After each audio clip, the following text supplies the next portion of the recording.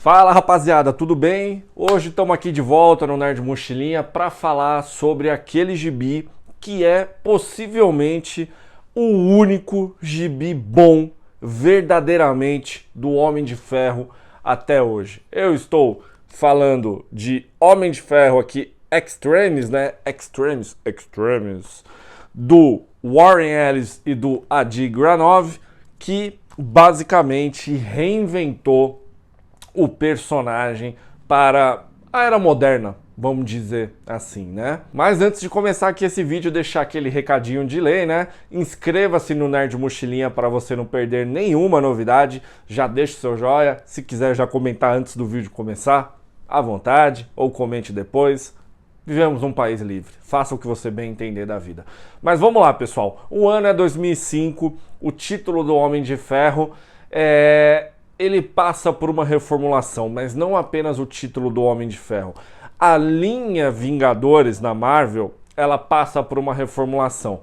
Aconteceu Vingadores A Queda, escrito por Brian Michael Bendis, em que o grupo dos Vingadores ele acaba, né? Aquela era antiga dos Vingadores acaba e temos origem aos novos Vingadores. A Marvel resolveu aproveitar essa situação para também relançar alguns títulos desses heróis que compõem a linha Vingadores. O Capitão América ele começou a ser escrito por Ed Brubaker.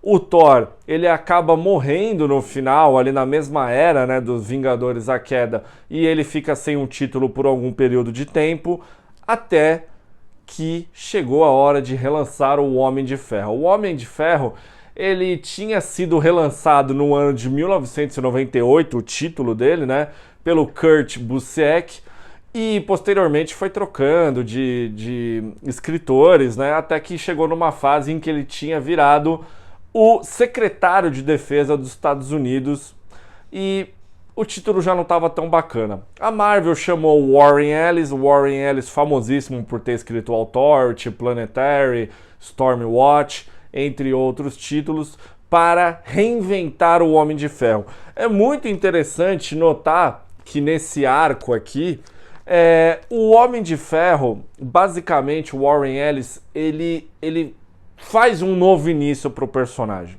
Aqui é citado que o Homem de Ferro ele faz parte dos Vingadores, mas nenhuma história, tanto dos Vingadores quanto do personagem anterior, ela é citada. Tipo assim, o Homem de Ferro enfrentou o Doutor Destino lá em Camelot. Não. O Homem de Ferro ficou tetraplégico, máquina de combate. Cara, não tem citação a praticamente nada anterior.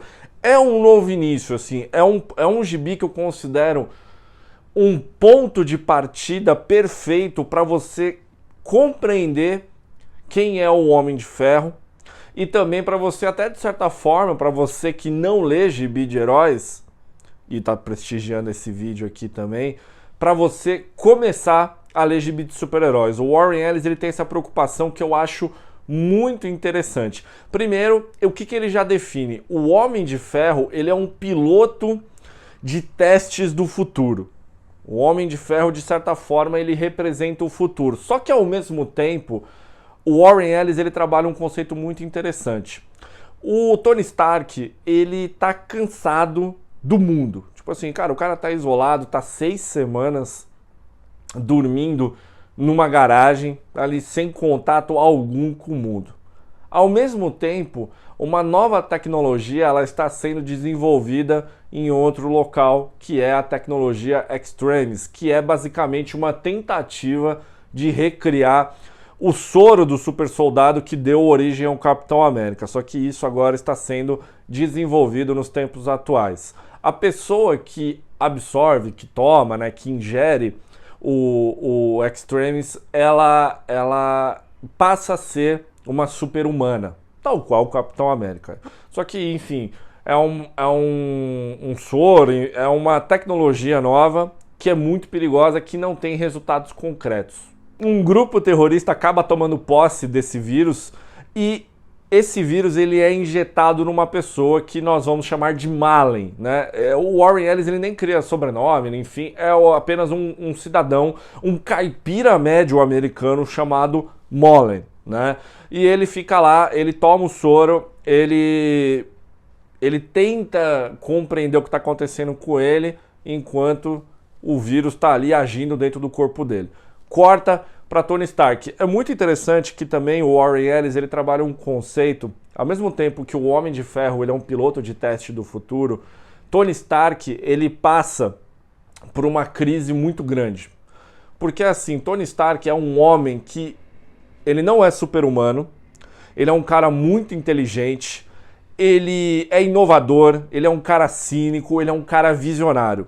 Só que ao mesmo tempo, ele está ficando para trás. Ele está ficando para trás porque novas tecnologias estão surgindo e o Homem de Ferro, que deveria ser o ápice da tecnologia humana, ele está ficando para trás. Porque se você for parar para pensar nas histórias antigas do Homem de Ferro, ele sempre levava a armadura dele numa maleta, enfim, uma coisa de gibi, né, para ele se montar e poder enfrentar o vilão ali da semana. Nessa nova era, o Tony Stark ele consegue desenvolver um Homem de Ferro que, de certa forma, ele lembra muito a mesma situação que tinha nos Supremos. O Homem de Ferro ele tem que contar com todo um aparato tecnológico para montar ele, tem que ter pessoas que transportem a armadura do Homem de Ferro para um local, ele não cabe mais dentro de uma maleta. Ele tem que ser transportado, ele tem que ser, sabe, assim... Ele está virando um grande peso na vida do Tony Stark. Outra coisa muito interessante que o Warren Ellis ele trabalha aqui é que assim, o Tony Stark ele é um cara que ele trabalha com tecnologia, que ele tenta fazer o bem com a empresa que ele tem, só que a Stark, a corporação Stark, as empresas Stark, ela é uma empresa que ela é extremamente ligada a guerras. Por quê? Porque a Stark, ela nasceu no momento em que o Tony criou a empresa para desenvolver armas para o governo americano.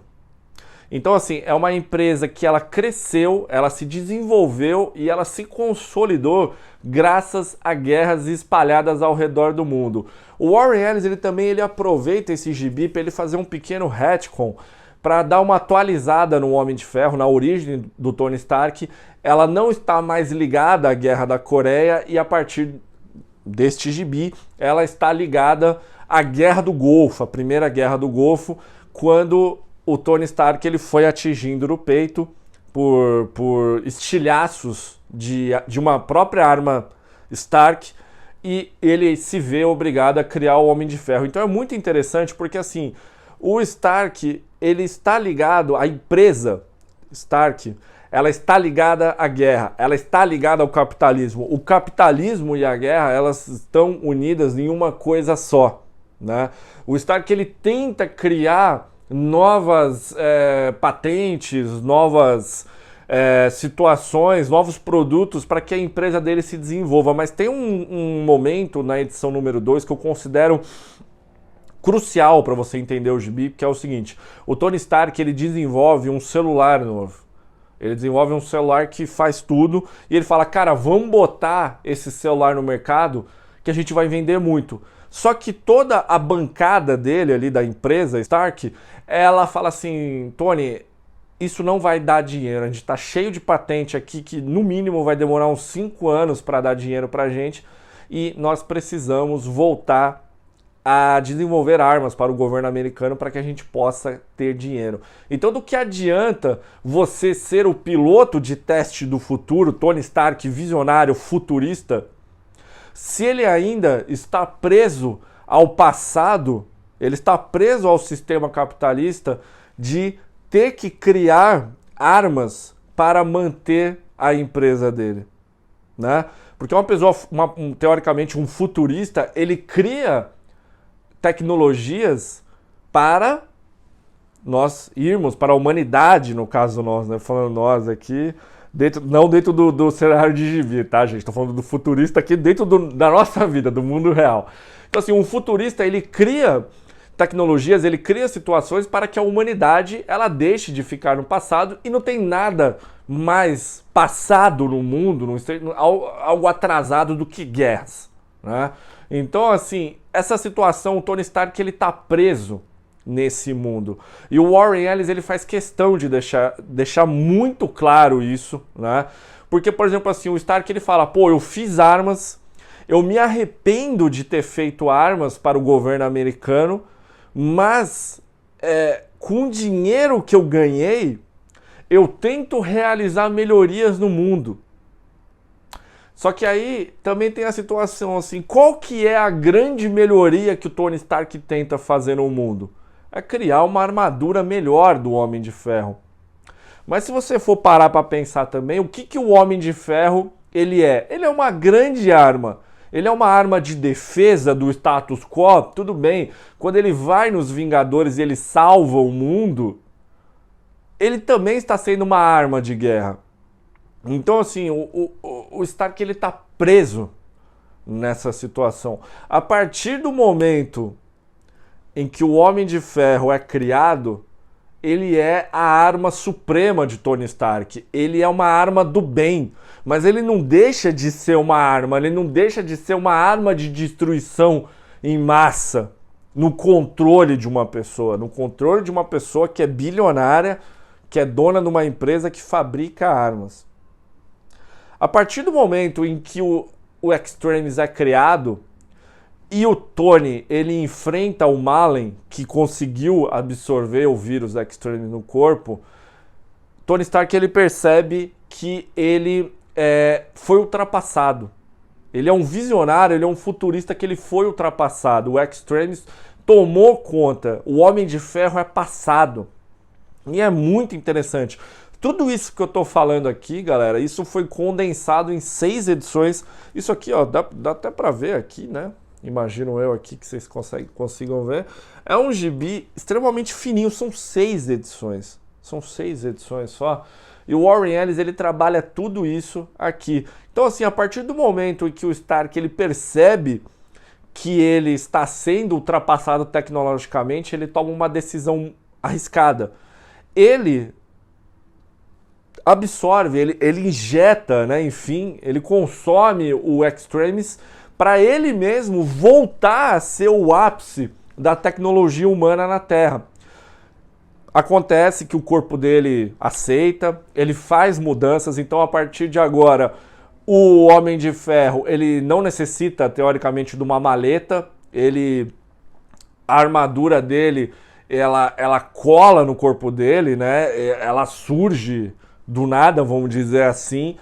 E o Homem de Ferro agora, ele é capaz de acessar todos os satélites do mundo, ele consegue fazer ligações, consegue ver vídeo, ele consegue ver tudo no olho dele sem a necessidade de estar dentro da armadura. O Tony Stark, ele vira literalmente o ápice da tecnologia humana. E de certa forma também, o Warren Ellis ele trabalha um conceito em que o Tony Stark ele atinge o ponto de virar o super-homem, de virar o Superman. Ele deixa de ser um humano para virar o Superman. O conceito de Nietzsche, que ele trabalha no Übermensch, eu não sei falar alemão, né? O conceito do Superman. Ele precisa virar o Superman, ele precisa ser superior tecnologicamente para elevar a humanidade. Então o Tony Stark, a partir do momento que agora ele está ligado ao vírus Extremis, ele é o ápice da humanidade, né? Ele não tem superpoderes, ele não foi picado por uma aranha, ele não é o Capitão América, ele não é, sei lá, ele não é um deus, né, da mitologia como o Thor. Não, ele pega a tecnologia, ele pega uma tecnologia já existente, ele melhora aquela tecnologia, então ele continua sendo um visionário, um futurista, e ele aplica em si mesmo, virando o Superman, virando o Ubermensch. E é muito interessante também notar que existe o confronto final também do Homem de Ferro com o Mullen, né? E o Mullen, ele é uma pessoa que ele não compreende, ele não tem essa visão de futuro como Tony Stark tem. Ele é um caipira simples dos Estados Unidos que, do nada, ele se vê com grande poder, só que ele não consegue ter essa visão do futuro. Tudo que ele quer fazer é destruir tudo para que ele possa ter paz. Ele é uma espécie de um niilista. E quando ocorre o confronto do futuro, do futurista, com o cara que poderia ser o futuro, o resultado é um só. O Homem de Ferro ele acaba vencendo o Mullen, que eu não vou explicar aqui de uma maneira como foi que ele venceu, para ninguém ficar chorando aqui depois no vídeo. E o Homem de Ferro ele consegue vencer essa batalha, esperado dentro de um gibi de heróis, né? Dentro de todo o universo de heróis que a gente tem.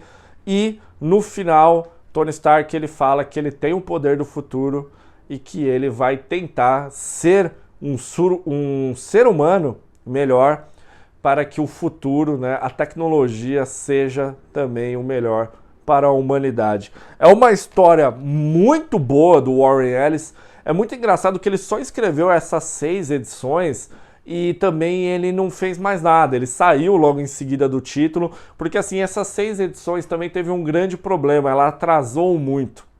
Ela começou em 2005, só que ela só foi ser finalizada em 2006, praticamente quase na porta da Guerra Civil da Marvel, que era um evento que contava com o Homem de Ferro e que precisaria ter um desenvolvimento dele no próprio título ali, por conta da arte do Adi Granov, né? Que é uma arte muito realista, assim, ao contrário, é uma arte realista diferente da arte do Alex Ross, por exemplo. Vai botar uns exemplos aí na tela da arte dele para vocês verem. Isso acabou ocasionando o atraso do título, que é uma pena, porque o Warren Ellis ele é o escritor perfeito para o Homem de Ferro. Assim, todas essas questões que eu falei aqui, elas foram trabalhadas num curto espaço, né? Seis edições apenas. Então, assim, imagina o que o Warren Ellis ele poderia fazer se ele ficasse mais tempo no título. Mas, infelizmente, isso não foi possível. Posteriormente, os Knaufs assumiram o título e fizeram um bom trabalho quando o Homem de Ferro acabou virando o novo Nick Fury. Uma fase que ele virou o diretor da SHIELD, que isso aí é um papo para um outro vídeo, mas é muito interessante. Eu recomendo de verdade que vocês tenham essa edição. A Panini já relançou ela diversas vezes, já em capa mole, capa dura, enfim. Mas Homem de Ferro Extremis é a história que entendeu perfeitamente e reinventou o personagem para o século XXI. Tanto é que essa história ela foi até aproveitada, de certa forma, em todos os filmes do Homem de Ferro que saíram aí pela Marvel. Se você for analisar ali, muito do que tem aqui nessas edições tem no primeiro filme e também tem no terceiro, quando tem justamente a questão do Extremis sendo trabalhada. É um gibi que, cara, é um pequeno clássico da Marvel, eu considero de verdade. Tanto é que posteriormente ela ainda é referência dentro do universo do Homem de Ferro. No relançamento do título posterior com Matt Fraction, essa questão da tecnologia, do futuro, de ser um futurista, de ser um Homem de Ferro, de ser um piloto de testes do futuro, ela ainda é trabalhada. Depois, posteriormente, no relançamento do título do Homem de Ferro com Kieron Gillen, o Extremis ele volta. Então, assim, é um gibi que ele é um marco na história do Homem de Ferro e é um gibi muito bem escrito dentro do universo de super-heróis. Então, assim, eu recomendo de verdade para você que não leu ainda, que você tenha esse gibi, porque ele é muito bom, tanto no roteiro quanto na arte do Adi Granov, que também reinventou a armadura do Homem de Ferro, num design limpo, num design bonito, que, cara, ficou, show de bola. Adi Granov pode ser considerado, somente só com essas 6 edições aqui, também um dos artistas definitivos do Homem de Ferro. E falando na questão da arte, também vale falar aqui que esse gibi, ele também é muito influenciado, que na época estava rolando um papo que teríamos um filme do Homem de Ferro, né? Estava sendo desenvolvido o Homem de Ferro, e que o ator principal do filme seria o Tom Cruise. Então, em diversos momentos aqui do gibi, o Adi Granov claramente ele utilizou o Tom Cruise como referência para ser o Homem de Ferro, para ser o Tony Stark aqui. Então é muito interessante você acompanhar, ver as aventuras de Tom Cruise aqui como o Homem de Ferro. Mas galera, essa é a minha análise aqui do gibi. Eu de verdade eu acho que Extremis é a verdadeiramente a única história realmente boa do Homem de Ferro. Eu sou muito fã da fase Matt Fraction no Homem de Ferro, mas o Fraction em nenhum momento ele conseguiu fazer um gibi tão bom em tão pouco tempo quanto Extremis aqui. E você, meu querido amigo, minha querida amiga, qual que é a sua opinião em relação ao Homem de Ferro Extremis? Você gosta da história? Você não gosta? Qual que é a sua opinião? Deixe aí o seu comentário no vídeo. Eu vou ficar muito feliz de ler o seu comentário, de interagir com você. Já deixa o seu like, inscreva-se aqui no canal do Nerd Mochilinha para você não perder nenhuma análise do universo de heróis, do universo não heróis, de mangás, enfim, comentar aquele gibi que me der na telha. Então tá certo, pessoal? Eu fico por aqui e até o próximo vídeo do Nerd Mochilinha. Valeu!